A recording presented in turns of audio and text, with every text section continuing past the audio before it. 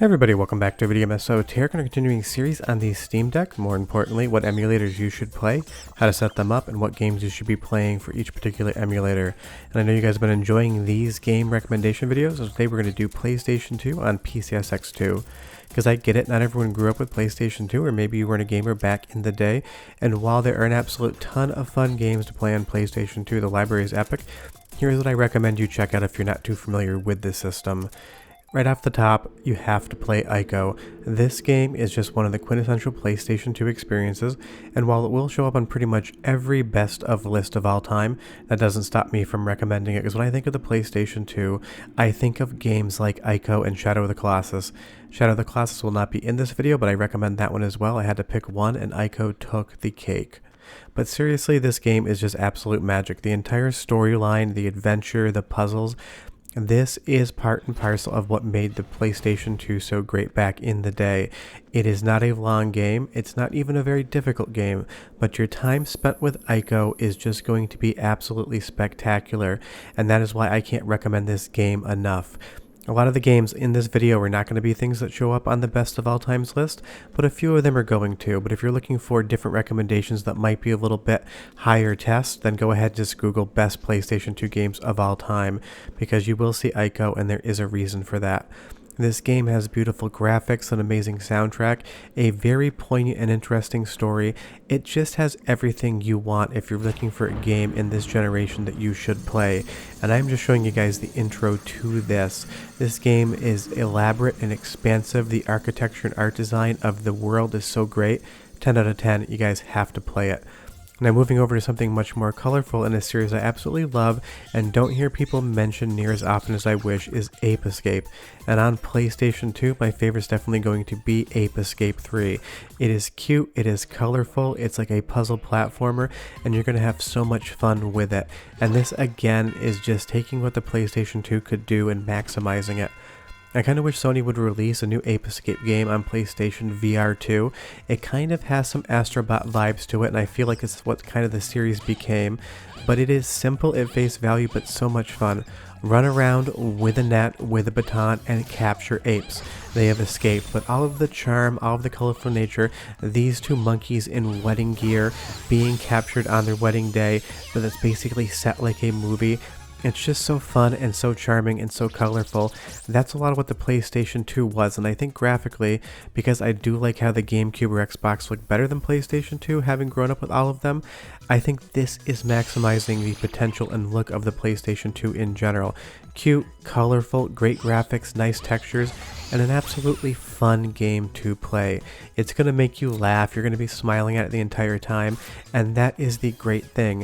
And there's so many different types of platformers on PlayStation 2, but this, for me, as far as full 3D is concerned, is one of my favorites, and it's one that I don't feel like enough people mention. So take my word for it, if you're looking for new games to play on your PlayStation 2, put on Ape Escape 3, you're going to have an absolute blast, trust me. Now, it wouldn't be a recommendation video if I didn't get something Sega and arcade related in it, and I'm going to tell you guys right now, if you've never played Virtua Fighter 4 Evolution, you 100% have to check it out. Even if you're a casual fan of 3D fighting games, this, in my opinion, is one of the best 3D fighting games ever made, and it runs great on Steam Deck with PCSX2. Now, it is available for Naomi 2 as well, and you can emulate that on Steam Deck, but Naomi 2 emulation can be a little bit hit or miss just because it's still being worked on. But what you get here on PlayStation 2 with PCSX2 on the Steam Deck is 10 out of 10 perfect. And I've always been a fan of Virtua Fighter. It's one of my favorite franchises of all time, and I've been playing it since the Model 1 arcade original. It's fast, it's impactful, matches are very quick, all of the impacts hit, and it is just a basic 3-button setup, which is going to mean that you can learn the game a little bit quicker than something like a 3D Capcom fighter that has that 6-button setup. I just love this game, and I can't recommend it to enough people. Virtua Fighter 3, 4, and 5 are all absolutely spectacular, but if you're even remotely interested in 3D fighting games and you've never given Virtua Fighter 4 a chance, definitely play it on Steam Deck today. It works perfectly in handheld mode, and the matches are so quick you can play for 10 minutes, put your Steam Deck away, and you're good. But the soundtrack, also spectacular. Listen for like 25 seconds, and I'll be right back.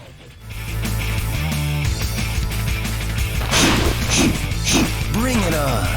Fight one! Ready? Go!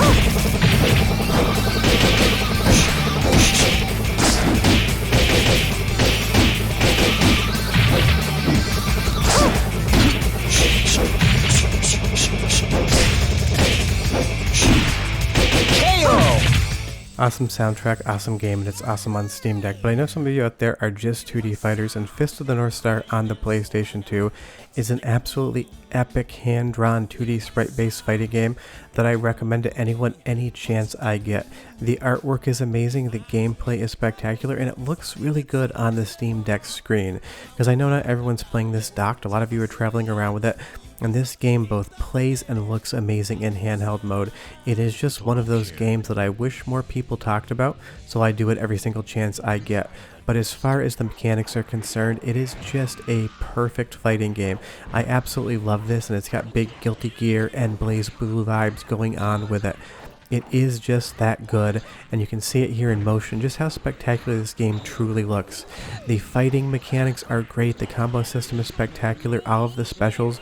Once you learn this game and get good, and trust me, I'm only decent on my best day, you're absolutely going to fall in love with it. And if you put this in dock mode and have 2 controllers or 2 arcade sticks set up with your friends, you're going to have an absolute blast of a time. This is a fast-paced, super action-y 2D fighting game with some of the best 2D artwork I think on the PlayStation 2. If this even remotely looks good to you, if you like 2D fighting games and you haven't played Fist of the North Star yet, you 100% owe it to yourself to do so. This game just oozes style, and that style is matched with amazing gameplay. You just take a look at this next match here and see how it goes. Watch all the fluidity and the speed of the characters, and of course, just like Guilty Gear, it has this very dramatic opening, but you're constantly going back and forth around the screen, pulling off combos, just always action-packed. You cannot slow down in this game, you cannot stop, because your opponent, AI or otherwise, is going to put the fight to you. I just love that you can get knocked all the way across the screen and everything just goes wild. And once you finally do get a decent opening, you can really combo the character around. If you get a good strike in there and really hit them hard, you can basically end a match quickly if your timing is good. Now on to something completely different but iconic for the PlayStation 2 is Katamari Damacy. If you've never played a Katamari game before, I don't know how you're watching this channel, but do me a favor and make sure you play one. This is the original, it's where I started, and I think it's where you guys should start too. Because it's colorful, it's weird, it's quirky, and it defines a lot of what the PlayStation 2 was. Because as far as that hardware is concerned, it had a lot of good mainstream games, but just like PlayStation 1, there was a ton of experimental stuff on it as well, and Katamari Damacy is probably my most experimentally favorite game that I have ever played. I own every single game in this franchise and series, and I absolutely love every single one of them. The gameplay is so simple. Roll your Katamari forward with the prince and pick things up, but the complexity comes in managing your size, managing the timer, and it also is just so much fun to watch the environments this game takes place in. It has such a unique art style, all of these blocky polygons, all of the humans that don't really look human. This game just feels so otherworldly and amazing, and it is so iconic as far as the PlayStation 2 is concerned. It also has an absolutely outstanding soundtrack, so as long as this doesn't get flagged for copyright, because they do release these on CDs, go ahead and listen for like 30 seconds and I'll be right back. And maybe I'll keep talking, we will find out, but enjoy.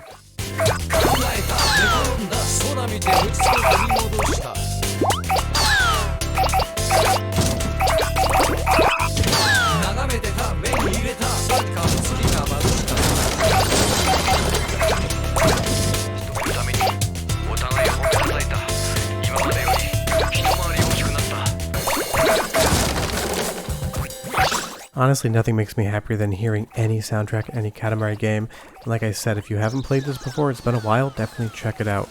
But speaking of weird experimental games on PlayStation 2, Mr. Mosquito has got to be one of the weirdest games you can play on the system, but it's also really fun and charming and strange, and definitely something you want to experience.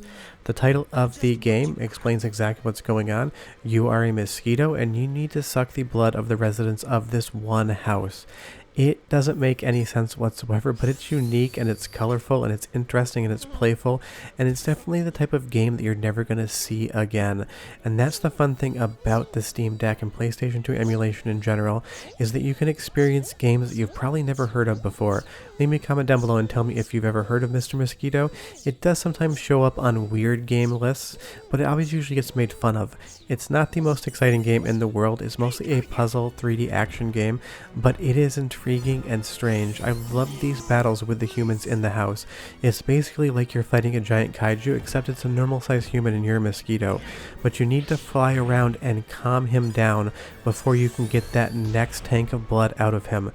And it's just so odd, and there's different things in the levels. You can turn the television off, you can set the answering machine off to distract your human victim to make sure that they're calm and relaxed so you can get that blood. Because now that we've calmed this dude down, we can go right back in onto that massive comb over and suck his blood.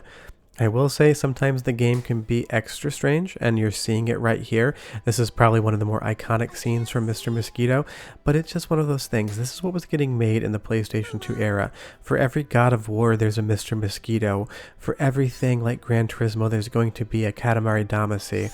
That's the fun about this system. I just love all the strange and unique experiences you can have, and trust me, you're going to think that Mr. Mosquito looks simple, and it is, but when you actually start to play it, you're going to realize how deep the game is and how interesting it is.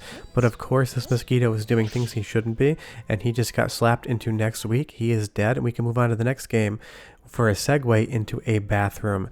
Now, I just have to tell you guys, and I know probably most people know this, but if you've never played Silent Hill 2, you 100% have to play this game. It is iconic, it is amazing, and it is probably the best game in my opinion in this series, although sometimes I think the original Silent Hill is probably better. I can never really decide, but I'm actually not here to recommend Silent Hill 2 to you. Obviously I did, but I'm not going to show you any gameplay. I'm just telling you that you should check it out if you hadn't. But there is another survival horror game on the PlayStation 2, one that doesn't get near enough mentions as I would like it to, and that's the game that I'm really recommending you guys to check out, and that's going to be The Thing. And this is basically a direct story continuation of John Carpenter's film, and John Carpenter has said that the story is canon to that movie. This is a hard game. There's a lot of team-based mechanics that might turn some people off in the beginning, but take my word for it, if you're looking for a deep-cut survival horror game that you can play on Steam Deck, docked, or in handheld mode, you could do a lot worse than The Thing. And if you're a fan of the movie, and you want to know what happens after the movie ends, you're going to love this from an even different perspective, because we're this new team going through the Arctic base. We're going to find a lot of the same scenarios that you saw in the film. This is probably the best pseudo-sequel to a film I've ever seen, taking a beloved movie and turning it into a video game and continuing the story. It's unfortunate John Carpenter wasn't allowed to make a Thing too, because I would 10 out of 10 pay to see that movie any day of the week and twice on Sundays. But at least we got the game, and you'll hear some voices from the movies. They do have different voice actors, but it's a direct continuation right from the beginning of the film, and this game has atmosphere for days. All of the 3D models, all of the textures, all of the different variations of the Thing proper. It does a great job of visual storytelling, and I love all the different camera angles they use. This is just a great survival horror game, and I can recommend it to anyone who is interested in the genre whatsoever. But again, I kind of love the ephemeral soundtrack of this one, sort of the environmental sounds. So listen just for 30 seconds and I'll come back and tell you more why The Thing is one of my favorite games. But enjoy.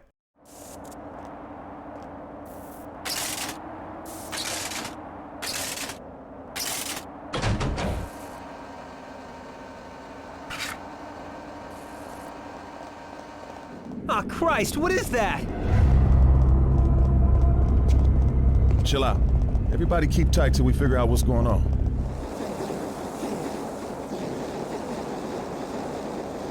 I just love the fact that the soundtrack is more made up of ephemeral noise in the environment than actual music. But if you don't remember The Thing, that is Childs there. He was in the last scene in the movie, and he is in the intro to this game. So take my word for it, if you love survival horror and you're looking for an amazing deep cut, play The Thing. But now that we've gone through survival horror, let's move over to a happier genre. Even if the intro to Klonoa 2 doesn't seem like the happiest thing in the world, there's so many different platformers I could talk about on the system when we already went over Ape Escape, but I wanted to pick one more, and my recommendation is Klonoa 2, because I know not everybody has played it or the original, and it is an absolutely beautiful and amazing game. Now, it isn't a full 3D platformer, it's 2.5D, and I actually really loved that genre, and it was highly represented on the PlayStation 2. but again, it's just such a fun experience, and it's one that I feel like a lot of people will not have played. But leave me a comment down below and tell me if you know about Klonoa 2, if you played it, or if you're going to play it after watching this video, because that's always the interesting thing about making videos like this. I want to balance it with obvious recommendations that if you've never played PlayStation 2 you 100% should check out, with deeper cuts like The Thing, things that I think probably 90% of people, even if they are PlayStation 2 fans, have not yet come across. But Klonoa 2 is just so much fun. It is colorful, it's interesting, it's a nice long meaty experience you can sink your teeth into, and it's perfect for Steam Deck because an individual level might take 5 to 10 minutes. So if you're just on a quick commute, you pick up that Steam Deck, you play it, you get through a level, you put it back in your bag, and you move on with your day. But when you get home and you throw the Steam Deck into a dock, you can play this game for hours and have an absolutely fun experience doing it. I love all the sweeping camera angles, I love the different mechanics in the game. There is nothing about Klonoa 2 I don't like outside of the fact that inevitably you beat it and you are done playing the game. But if you're looking for a little bit of a deeper cut platform or something in the 2.5D genre, make sure you play Klonoa 2. The mechanics, the gameplay, the graphics are all 100% outstanding, and I cannot recommend this game enough. But let's move on to another genre, and that is the first-person shooter, because of course the PlayStation 2 is graced by a lot of them, but for my money the one that I would recommend, either solo or with friends, is going to be Time Splitters. It was made by a lot of the ex-devs that made GoldenEye on the Nintendo 64, and it has so many similarities. But this game is just an absolute ton of fun in the single player mode, but it really opens up when you go to the multiplayer mode, just like GoldenEye did on the Nintendo 64. Throw your Steam Deck into a dock, throw 4 controllers into Bluetooth mode, and go ahead and invite 3 friends over, and you're going to have an absolute deathmatch blast. It is as good as you remember GoldenEye being, maybe even more so, but I love all the mechanics of the game.